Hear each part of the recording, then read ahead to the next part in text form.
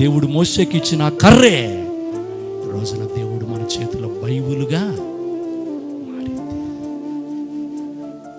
వాడు చచ్చిపోయేదాకా కర్రను వదిలిపెట్టలే. మనం కూడా దేవుని వాక్యాన్ని వదిలిపెట్టద్దు, దేవుని వాక్యాన్ని వదిలిపెట్టకూడదు. దేవుని వాక్యాన్ని మొయ్యాలి, వాక్యాన్ని పట్టుకోవాలి, వాక్యాన్ని గుండెల్లో పట్టుకోవాలి. వాక్యములో మనం నిలిచి ఉంటే బహుగా తోట అర్థం చేసుకోవాలి. ఆత్మీయ అర్థము. నా ప్రియ దేవుని బిడ్డలు, ఈ కర్ర వల్ల ఎంతో ఉపయోగం. ఈ కర్రను వారు ఎలా ఉపయోగించుకున్నారో మనం కూడా అలాగే ఈ వాక్యాన్ని మనం ఏం చేయాలి?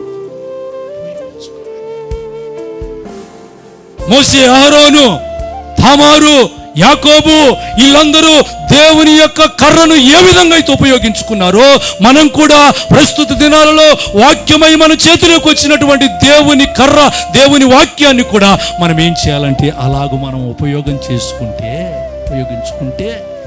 మనకు జయము, మనకు న్యాయము, మనకు అద్భుతాలు, ఆశ్చర్య కార్యాలు మనము చూస్తాం.